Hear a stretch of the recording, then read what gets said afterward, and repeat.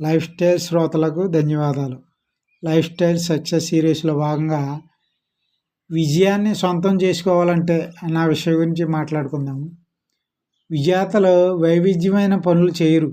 వారు పనులను వైవిధ్యంగా చేస్తారు. విజయం అంటే ఓటమి లేకపోవడం కాదు.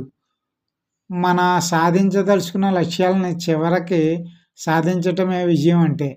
ప్రతి చిన్న పోరాటాన్ని గెలవలేకపోయినా చివరికి యుద్ధంలో గెలవటమే విజయాన్ని సాధించటం అంటే. మనుషులు తమ మనస్తత్వాన్ని మార్చుకోవడం ద్వారా తమ జీవితాలనే మార్చుకోగలుగుతారు. మీ మనస్తత్వమే మీ విజయానికి దోహదం చేస్తుంది. కొంతమంది ఎప్పుడూ వ్యతిరేకత కోసమే వెతుకుతారు. వ్యతిరేక మనస్తత్వం గలవారెప్పుడు విమర్శిస్తూనే ఉంటారు. మీరు మాత్రం కలిసిన ప్రతి వ్యక్తితోనూ ఆరోగ్యం, ఆనందం, సమృద్ధి గురించి మాట్లాడండి. మీ విజయాల పట్ల ఎంత ఉత్సాహం చూపిస్తారో ఇతరుల విజయాల పట్ల కూడా అంతే ఉత్సాహం చూపండి. వర్తమానంలో జీవించండి. వర్తమానాన్ని చక్కగా వినియోగించుకోవడం ద్వారా మనం మంచి భవిష్యత్తుని సృష్టించగలం. నేర్చుకోవడం అనేది తినటం లాంటిది. ఎంత తిన్నారన్నది ముఖ్యం కాదు, ఎంత జీర్ణించుకోగలిగారన్నది ముఖ్యం. ఈ ప్రపంచంలో 2 రకాల మనుషులు ఉంటారు. ఇచ్చేవాళ్ళు, పుచ్చుకునేవాళ్ళు. పుచ్చుకునేవాళ్ళు సుష్టిగా తింటారు. ఇచ్చేవాళ్ళు సుఖంగా నిద్రపోతారు. అమితమైన ఆత్మగౌరవం కలిగిన ఆరోగ్యకరమైన వ్యక్తిత్వం గల మనిషి తీసుకోవటానికే కాక ఇవ్వటానికి కూడా ముందుకొస్తాడు. మీ దృష్టిని మీకు కావలసిన దాని మీదే ఉంచండి. అనవసరమైన విషయాలని వదిలివేయండి. మీరు నిజంగా విజయం సాధించాలనుకుంటే ఓటమి పొందేవారు చేయటానికి ఇష్టపడని వాటిని చేయటం అలవాటు చేసుకోండి.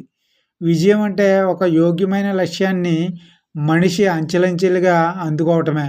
అంచెలంచెలుగా అంటే విజయం ఒక ప్రయాణం అన్నమాట. అది ఒక గమ్యం కాదు.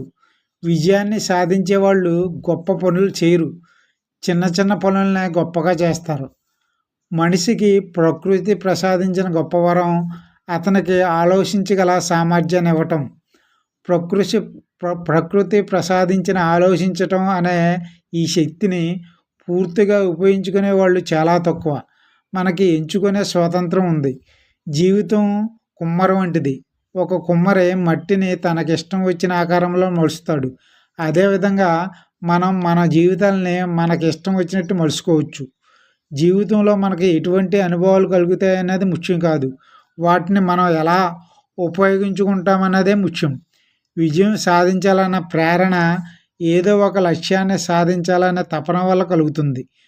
మనిషి మనసులో ఆలోచన, నమ్మకం ఉంటే మనస్సు అనుకున్న దాన్ని సాధించగలుగుతుంది. ఓడిపోయేవారు భద్రత కోరుకుంటారో, గెలిచేవారు అవకాశం కోసం చూస్తారు.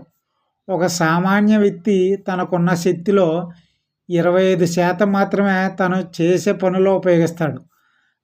మిగతాది తన సామర్థ్యంలో ఇంకా 25% ఉపయోగిస్తాడు. ఈ ప్రపంచం ఈ 50% సామర్థ్యాన్ని ఉపయోగించే వారి ముందు తల ఉంచుతుంది. ఇక 100% ఉపయోగించే అతి అరుదైన వారి కోసం ప్రపంచం తలకిందులుగా నిలబడడానికైనా సిద్ధమవుతుంది. అతి గొప్ప ఆలోచన సరే ఆచరణలో పెట్టకపోతే పనిచేయవు. చాలామంది గెలుపుని ప్రేమిస్తారు కానీ గెలిచిన వారిని ద్వేషిస్తారు. ఎందుకంటే ఎప్పుడైనా ఒక వ్యక్తి సామాన్య మానవుల కన్నా పైకి ఎదగాలని ప్రయత్నిస్తే చాలామంది అతన్ని కిందకి లాగడానికి సిద్ధంగా ఉంటారు. ఒక వ్యక్తి కొండ శిఖరాన్ని చేరుకున్నాడంటే అతను అక్కడికి కాకతాళీయంగా చేరుకోలేదని, చాలా కష్టపడి అక్కడికి చేరుకున్నాడని తెలుసుకోవాలి. వ్యక్తిత్వ నిర్మాణం పసిబిడ్డగా ఉండగా మొదలై మనం చనిపోయే వరకు సాగుతూనే ఉంటుంది. ఒక తోటని నాశనం చేసి కలుపు మొక్కల్ని తీసి పారవేసే తోటమాలిలాగా మనం కూడా మనలో ఉన్న తప్పుల్ని ఎప్పటికప్పుడు తీసి పారేస్తూ వ్యక్తిత్వాన్ని నిర్మించుకుంటూ అభివృద్ధి చేసుకుంటూ పోవాలి. కష్టాల్లో చిక్కుకున్నవారు కొందరు రికార్డులు సృష్టిస్తారు, ఇంకొందరు కుంగిపోతారు. అన్నీ సవ్యంగా జరగని పరిస్థితుల్లో మనిషి ఎలా ప్రవర్తిస్తాడనే దాన్ని బట్టి ఎంత నిలదొక్కుకోగలడో గమనిస్తే అతని వ్యక్తిత్వం ఏమిటో మనకు అర్థమవుతుంది. అలా నిలదొక్కుకోగలవాడే గొప్ప వ్యక్తిత్వం గల మనిషి. మనిషిలోని వ్యక్తిత్వం అతని నాణ్యతని నిర్ధారణ చేస్తుంది. Good life style, good life skill and good luck.